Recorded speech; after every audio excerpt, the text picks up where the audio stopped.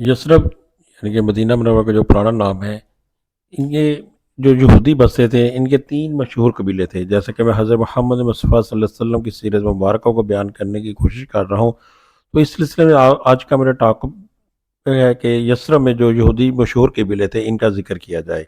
सबसे पहले इनका नंबर आता है बनु क़ैनुक़ा। ये खज़रज के खलीफ थे, उनकी आबादी मदीने के अंदर ही थी। नंबर 2 पे बनु नज़ीर हैं, नंबर 3 पे बनु कुरैज़ा। ये दोनों कबीले औस के हलीफ थे और इन दोनों की आबादी मदीने के अतराफ में थी। एक मुद्दत से यही कबाइल औस और खुजरज के दरमियान जंग के शोले भड़का रहे थे और जंग बुआस में अपने अपने खुलफा के साथ खुद भी शरीक होते थे। फितरी बात है कि इन यहूद से इसके सिवा कोई और तवक्का नहीं की जा सकती थी कि इस्लाम को बुग़्ज़ व अदावत की नज़र से देखें, क्योंकि पैगम्बर इनकी नस्ल से न थे कि इनकी नस्ली असबियत को, जो उनकी नफ्सियात और जहनी का जुज़्व लाजम बनी हुई थी, सुकून मिलता। फिर इस्लाम की दावत एक सालेह दावत थी जो टूटे दिलों को जोड़ती थी, बुग़्ज़ व अदावत की आग बुझाती थी, तमाम मामलात में ईमानदारी बरतने और पाकीज़ा और हलाल माल खाने की पाबंद बनाती थी। इसका मतलब ये था कि अब यसरब के कबाइल आपस में जुड़ जाएंगे और ऐसी सूरत में लाजमन वो यहूद के पंजों से आज़ाद हो जाएंगे। लिहाजा इनकी ताजराना सरगर्मी मानद पड़ जाएगी और वो सूदी दौलत से महरूम हो जाएंगे जिस पर इनकी मालदार की चक्की गर्दिश कर रही थी। बल्कि ये भी अंदेशा था कि कहीं ये कबाइल बेदार होकर अपने हिसाब में वो सूदी अमवाल भी दाखिल ना कर लें जिन्हें यहूद ने इनसे बिला मुआव बस हिस्सा हासिल किया था, और इस तरह वो इन ज़मीनों और बागात को वापस ना ले लें जिन्हें यहूद सूद के ज़िमन में यहूदियों ने हथिया लिया था।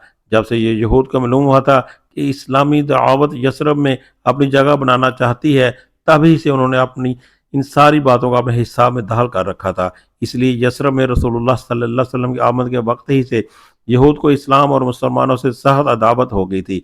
अगरचे वो इसके मुजाहरे की जसारत खासी मुद्दत बाद कर सके, इस कैफियत का बहुत साफ साफ पता इब्न इसहाक के बयान किए हुए एक वाक़े से लगता है। इनका इरशाद है कि मुझे उम्मुल मोमिनीन हज़रत सफ़िया बिन्त हुई बिन अख्तब रज़ी अल्लाह तआला अन्हा से ये रवायत मिली है कि उन्होंने फरमाया, मैं अपने वालिद और चचा अबू यासर की निगाह में अपने वालिद की सबसे चहीती औलाद थी।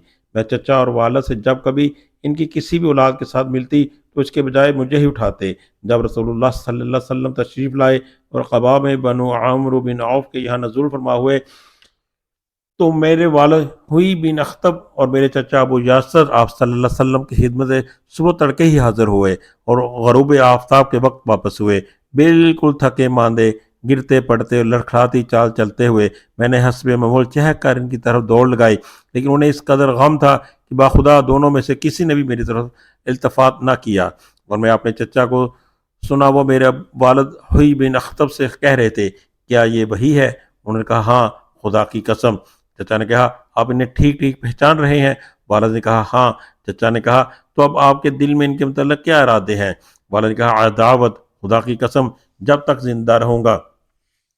इसकी शहादत सही बुखारी की इस रवायत से भी मिलती है जिसमें अब्दुल्ला बिन सलाम रजी अल्लाह अन्हु के मुसलमान होने का वाक़या बयान किया गया है।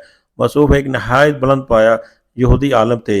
आपको जब बनु अन्जार में रसूलुल्लाह सल्लल्लाहु अलैहि वसल्लम की तशरीफ़ आवरी की खबर मिली तो आप सल्लल्लाहु अलैहि वसल्लम की खिदमत में नफ्स नफीस हाजिर हुए और चंद सवालात पेश किए जिन्हें सिर्फ नबी ही जानते थे। और जब नबी सल्लल्लाहु अलैहि वसल्लम की तरफ से इनके जवाब सुने तो वही इसी वक्त मुसलमान हो गए। फिर आप सल्लल्लाहु अलैहि वसल्लम से कहा कि यहूद एक बहतान बाज कौम है, अगर इन्हें इससे कबल कि आप सल्लल्लाहु अलैहि वसल्लम कुछ दरियाफ्त फरमाए मेरे इस्लाम लाने का पता लग गया तो आपके पास मुझ पर बहतान तराशेंगे। लिहाजा रसूलुल्लाह सल्लल्लाहु अलैहि वसल्लम ने यहूद को बुला भेजा।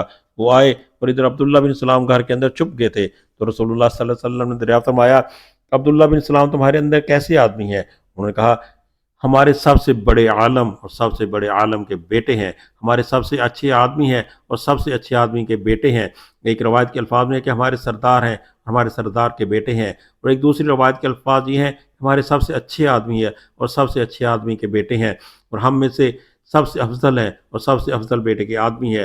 रसूलुल्लाह सल्लल्लाहु अलैहि वसल्लम ने फरमाया, अच्छा ये बताओ, अगर अब्दुल्ला मुसलमान हो जाए तो? यहूद ने 2-3 बार कहा, अल्लाह इनको इससे महफूज रखे। इसके बाद हज़रत अब्दुल्ला बिन सलाम रज़ी अल्लाह अन्हु बरामद हुए और फरमाया, अशहदु अल्ला इलाहा इल्लल्लाह واشہد ان محمد رسول اللہ، میں گواہی دیتا ہوں کہ اللہ کے سوا کوئی لائق عبادت نہیں، اور میں گواہی دیتا ہوں کہ محمد صلی اللہ علیہ وسلم اللہ کے رسول ہیں۔ اتنا سننا تھا کہ یہودی بول پڑے، شرنا وابن شرنا، یہ ہمارا سب سے برا آدمی ہے اور سب سے برے آدمی کا بیٹا ہے۔ اسی وقت ان کی برائیاں شروع کر دیں۔ ایک روایت میں ہے، اس پر حضرت عبداللہ بن سلام رضی اللہ عنہ نے فرمایا، اے جماعت یہود، اللہ سے ڈرو، اس اللہ کی قسم جس کے سوا کوئی معبود نہیں، تم لوگ جانتے ہو کہ آپ صلی اللہ علیہ وسلم اللہ کے رسول ہیں اور آپ حق لے کر تشریف لائے ہیں، لیکن یہودیوں نے کہا تم جھوٹ کہتے ہو۔ یہ پہلا تجربہ تھا جو رسول اللہ صلی اللہ علیہ وسلم کو یہود کے متعلق حاصل ہوا، اور مدینے میں داخلے کے پہلے ہی دن حاصل ہوا۔ یہاں تک جو کچھ میں نے بیان کیا ہے یہ مدینے کے داخلی حالات سے متعلق تھا۔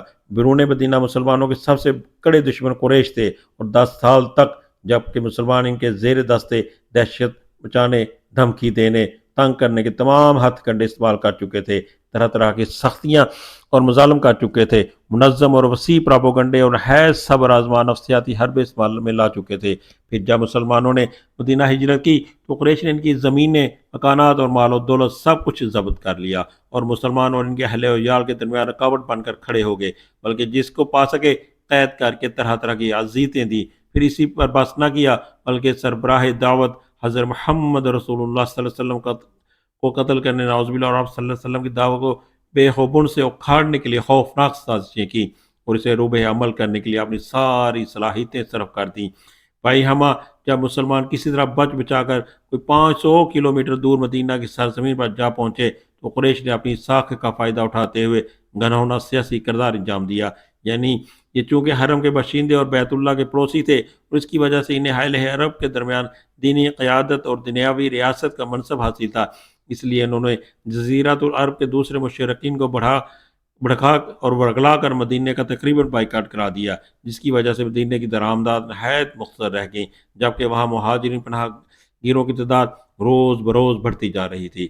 در حقیقت مکے کی ان سرکشوں اور مسلمانوں اور بچیند اور بیت اللہ کے پڑوسی، تو اسی وجہ سے انہیں اہل عرب کے درمیان مشرکین کو بھڑکا اور ورگلا کر تقریباً مدینہ کا بائیکاٹ کر دیا، جس کی وجہ سے مدینہ کی درآمدات نہایت مختصر رہ گئی، جبکہ وہاں مہاجرین پناہ گیروں کی تعداد روز بروز بڑھتی جا رہی تھی۔ در حقیقت مکے کی ان سرکشوں اور مسلمانوں کے اس نئے وطن کے درمیان حالت جنگ قائم ہو چکی تھی، اور یہ نہایت احمقانہ بات ہے کہ اس جھگڑے کا الزام مسلمانوں کے ساتھ ڈالا جائے۔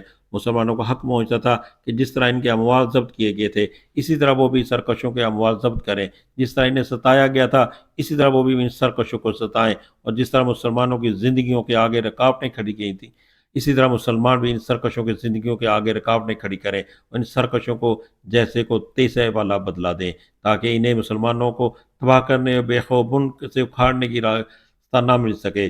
یہ تھے وہ تمام قضایا اور مسائل جن سے رسول اللہ صلی اللہ علیہ وسلم کو مدینہ تشریف لانے کے بعد بحیثیت رسول و ہادی اور امام و قائد واسطہ درپیش تھا۔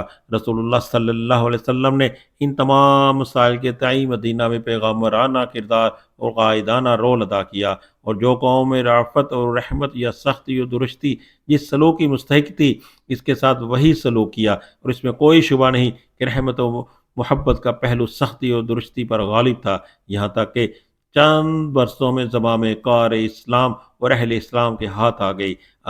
آگے میں جا کر انشاءاللہ العزیز ان باتوں کی تفصیلات ہدیتاً قارئین کے پیش کروں گا۔ وما علینا الا البلاغ المبین۔